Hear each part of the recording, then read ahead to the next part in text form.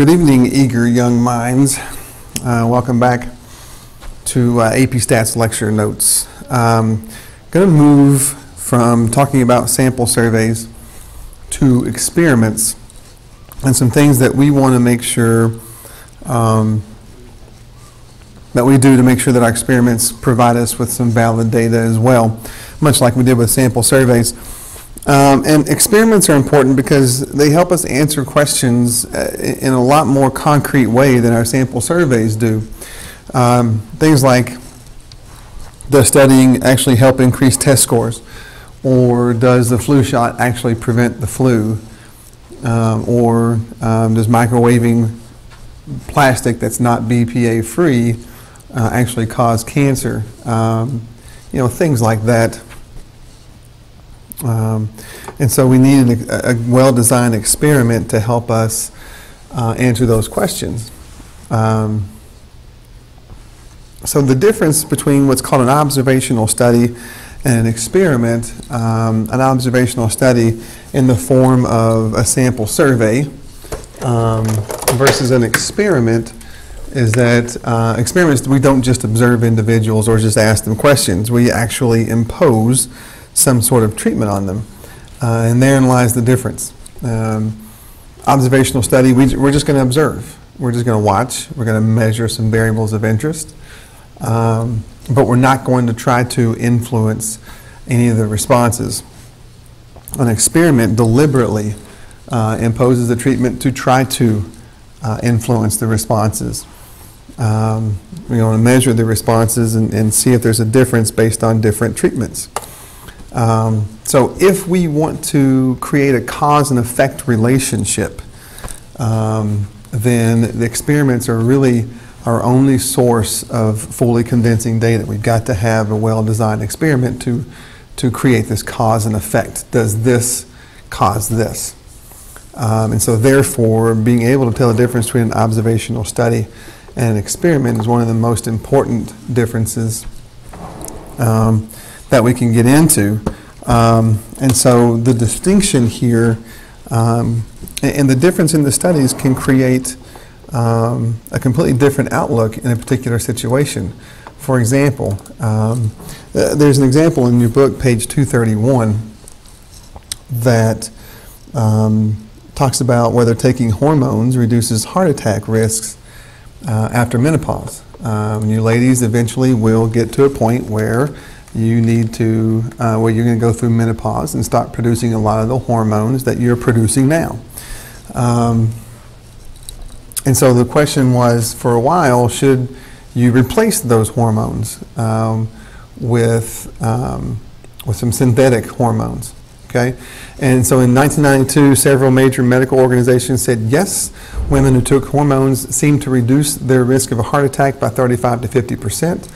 The risk of taking hormones appeared small compared with the benefits. The evidence came from observational studies that compared women who were taking hormones with those who were not. But what you had to understand was that women who chose to take hormones were richer, they were better educated, saw doctors a lot more often than women who didn't take the hormones. So because of this difference, because the women who took hormones did many other things to maintain their health, it obviously wasn't going to be very surprising that they had fewer heart attacks. So to get convincing data, we have to do an experiment. We have to try to impose a treatment. So experiments don't let women decide what to do. They are randomly assigned. And here they were randomly assigned by a coin, in some of the experiments here, they were assigned by a coin toss. Here, you take a hormone if it's heads, if it's tails, you don't. So that all kinds of women were equally likely to get either treatment.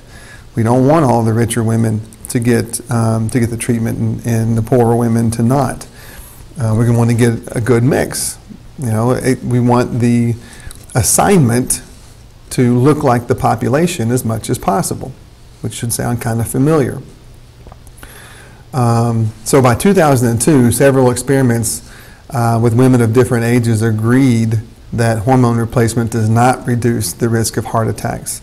And so if there was any side effect to the hormone replacement, then it was going to outweigh any benefit, because there didn't really seem to be a benefit, at least not in terms of reducing the risk of heart attacks. So they kind of, well, I think we've gone away from that now. So an example of when an observational study might tell us one piece of information, but an experiment, if you actually carry it out, might imply something completely different. So making the distinction is really, really important. So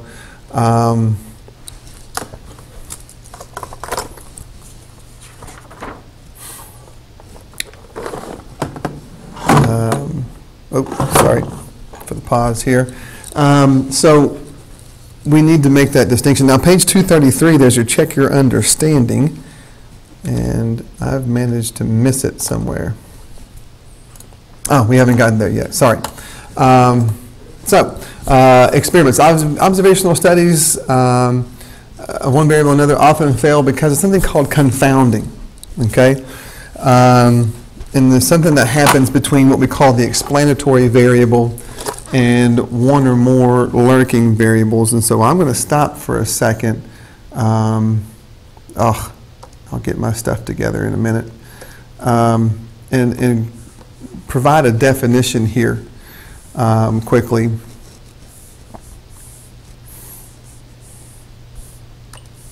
I'm not do it here. I'm going to do it through the boards.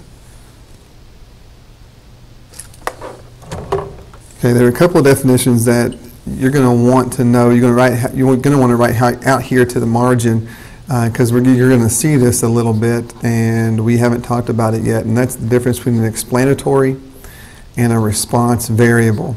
An explanatory variable is a variable that we're using to explain something, right? It's going to be, it's a variable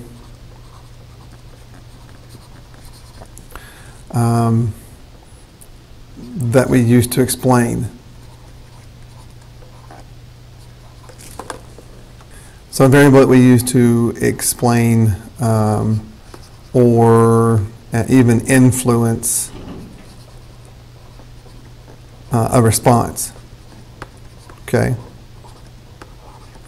A response variable is simply the measuring the outcome, right? It's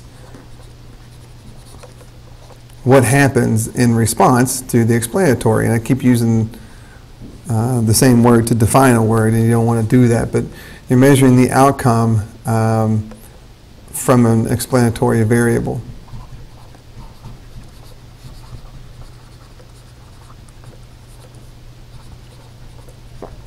Okay, so an explanatory variable is what we're going to use to try to influence an outcome. The response variable is what we're going to measure the outcome, is what we're going to use to measure the outcome. So a couple of quick definitions there as we go through and talk about these experiments. So confounding and lurking variables, what in the world do we mean by those? So a lurking variable is a variable that is not among the explanatory or the response variable, but it still is influencing the response. Okay, a lurking variable, for example, would be going back to the situation with the hormones and reducing heart attacks. Is that a lurking variable might be age of the women. It might be, as mentioned in the example, the number of times that the women are seeing doctors. Something else that might influence the number of heart attacks or the heart attack rate for a woman besides simply taking the hormone replacement. That's a lurking variable. A lurking variable becomes confounded when that lurking variable and an explanatory variable are associated in such a way that the effects on the response can't be distinguished from each other. In other words, when the lurking variable is producing your results just as much as, if not more than, your explanatory variable. You know, what you're wanting to influence results versus something that's sort of lurking in the background that is influencing those results. So then those two variables become confounded. Your lurking and your explanatory variables become confounded if that were to happen. Okay? Well-designed experiments take steps to avoid this confounding, right? Lurking variables are always going to occur. They're always going to be there.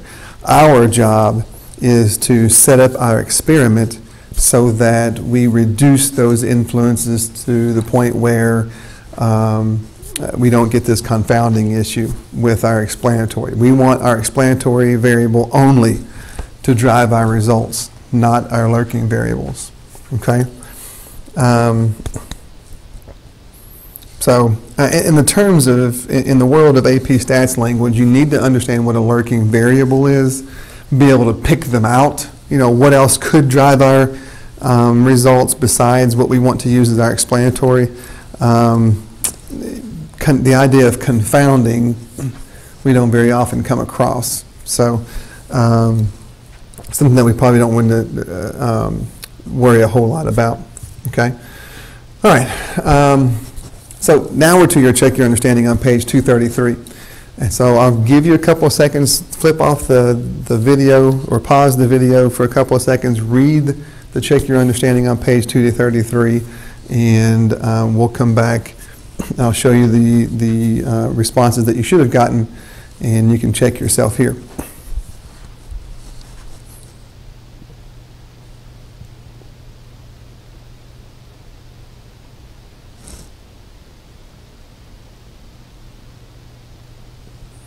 Okay, so you've had a couple seconds to take a look at this. Number one from page 233.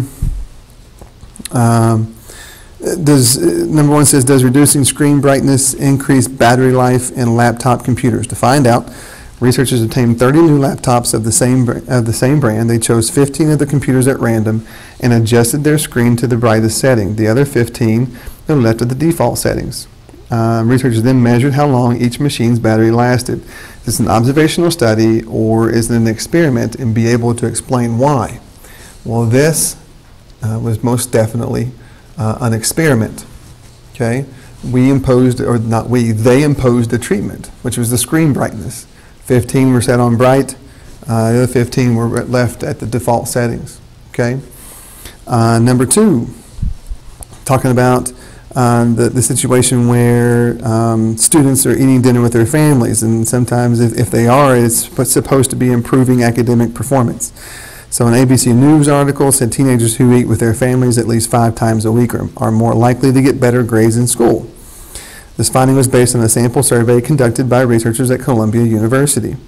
So was this an observational study or an experiment?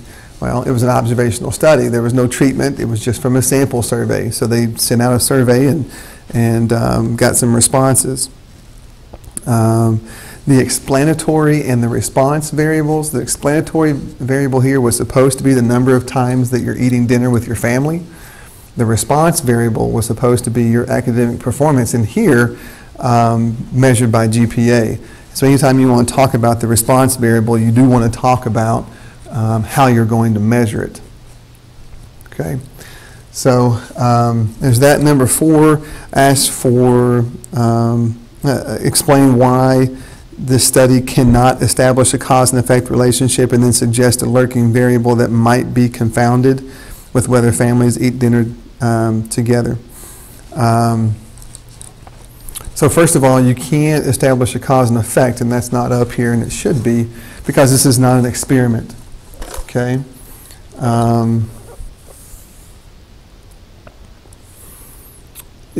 No cause and effect.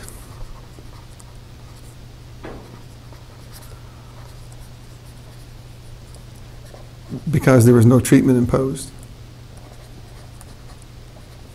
Okay, it's not an experiment. and I'll abbreviate it here. It's not an experiment. There was no treatment imposed. So we can't establish a cause and effect relationship. Some of the things that, and you could have had anything here as long as it made sense, but, you know, obviously number of hours that someone studies is going to drive their GPA. What type of courses they take could drive their GPA. And sometimes as much, if not more, than just the number of times they sit down and actually have dinner with their family.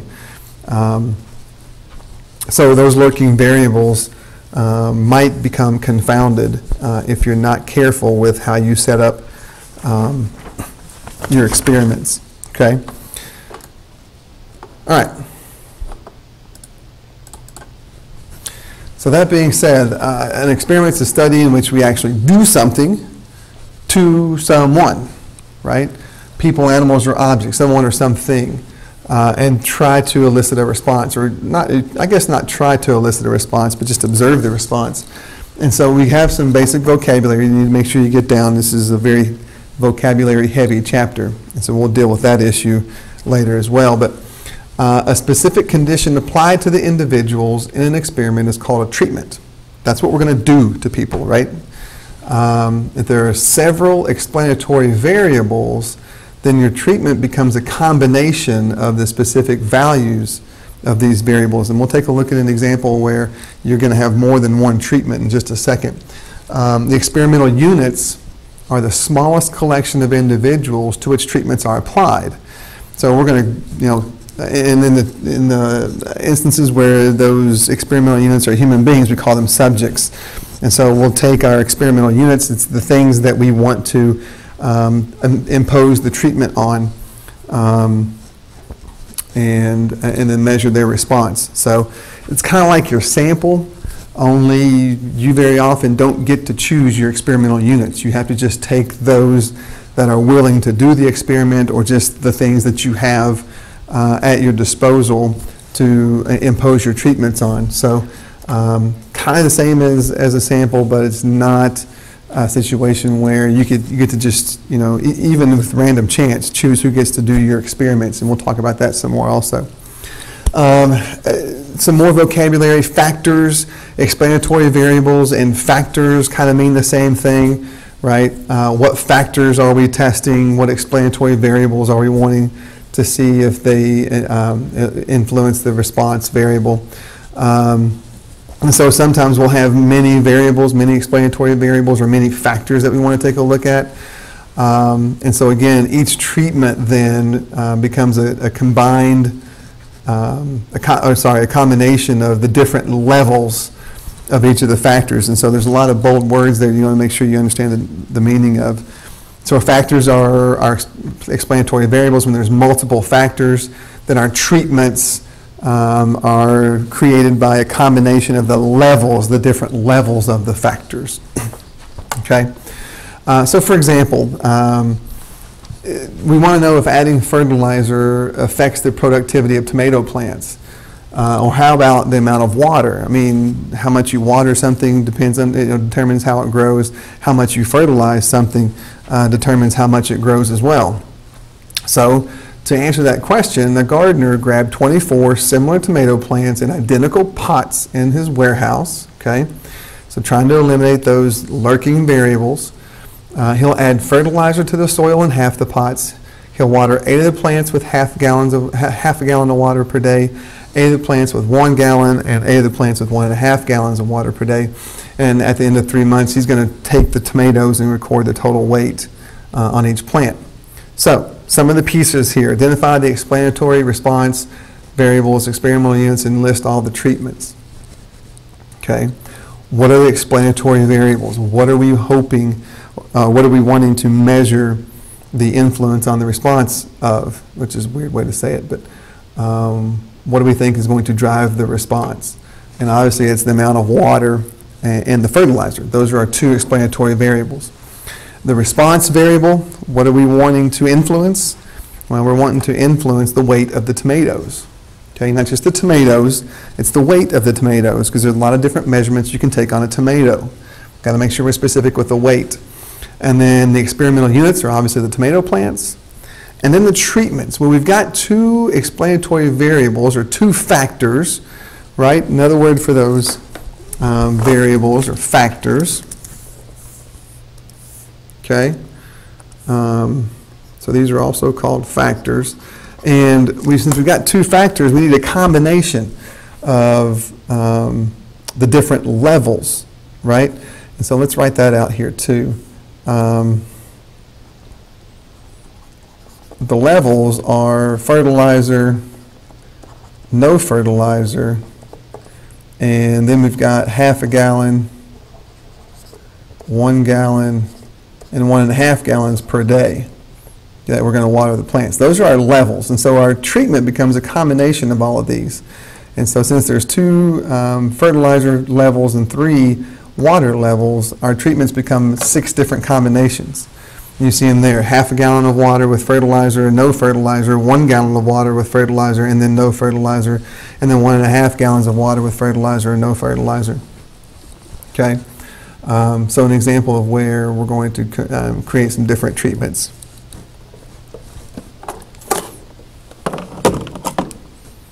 All right?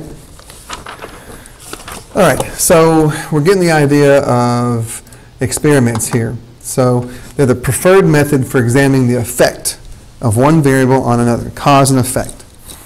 By imposing the specific treatment of interest and controlling other influences, we can pin down cause and effect.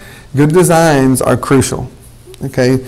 Just like how we sample for our sample surveys, doing a random sample is what we want to do, how we design our experiments are just as crucial. Okay, there are some ways to experiment badly, and you're going to recognize these, right? My guess is this is going to be some pretty common sense type stuff. So here's one. On page 236 is an example. It talks about a high school regularly offers a review course to prepare students for the SAT. This year, budget cuts will allow the school to offer only an online version of the course. Over the past 10 years, the average SAT score of students in the classroom course was 1620, and on the online group it was 1780, 10% higher than the long-time average of those who were in the classroom. Is the online course more effective? Right? So what we're going to look at, we're going to take some students, those are our experimental units, our subjects, right? Impose the online course to them. Here, take the online course, and we'll look at your SAT scores. Okay? And we'll see if the online course allows you to perform better. Right? So what's wrong with that design? Does that make sense? All right, if I want to know if the online course is doing better than the classroom course, I'm going to take some students, make them take the online course, and see how their scores are. Are they scoring pretty high? Right?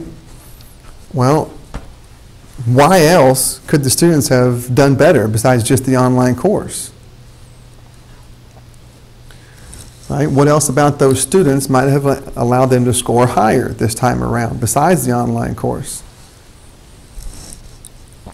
Okay, and so hopefully you're thinking about things like maybe they're just better students already. Maybe we've got a group of students that we're going to perform better on the SAT anyway, right? Maybe the students that we assigned to the online course were just some self-starters, right? They didn't need someone leading them through a review course. They were ramped up, they were amped up and ready to go anyway. And so they were going to get the most out of this online course anyway, right? Regardless of how good the online course is. So there are some things here that could be determining the response here besides just whether the online course was a good course or not. So we have some lurking variables, and if we're not careful, they will become confounded, right? Now, in some situations, this sort of single line design makes enough sense. In lab settings where everything is controlled already, you know, what happens to this metal if I heat it? Well, you take the metal, you heat it, and then you see what happens, right? I mean, that's in a lab setting, I think this sort of design makes enough sense. Where you take your experimental units, you impose a treatment, and then you measure the response. Okay. This simple design makes a lot of sense then, but it's kind of like the difference in sampling. If our population was uniform like yogurt, then just taking a quick convenience sample is not a problem. We know that that's going to give us an idea of how the yogurt tastes. But when we start talking about things that have a lot of different variables to it, then we can't quite be that simplistic with it. Field experiments where there's a lot of different factors involved, a lot of different variables involved, and anytime we do experiments on animals or people, we deal with a lot more variable conditions, and so this is not going to work for us. All right. So what we need to do is end up having a comparison group, right, to help us with this issue, trying to eliminate some of these lurking variables, right? Especially a design like this where we allow the students to choose what course, if it's the online course they take or the classroom course they take, right? That introduces its own sets of issues. So anyway,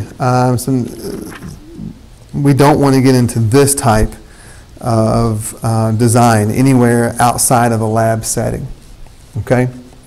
So it kind of gets us into some experiments a little bit.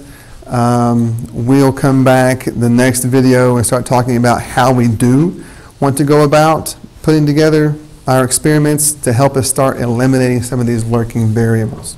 Okay, so we'll stop here. You should have the homework assignment in the text if you want to get started.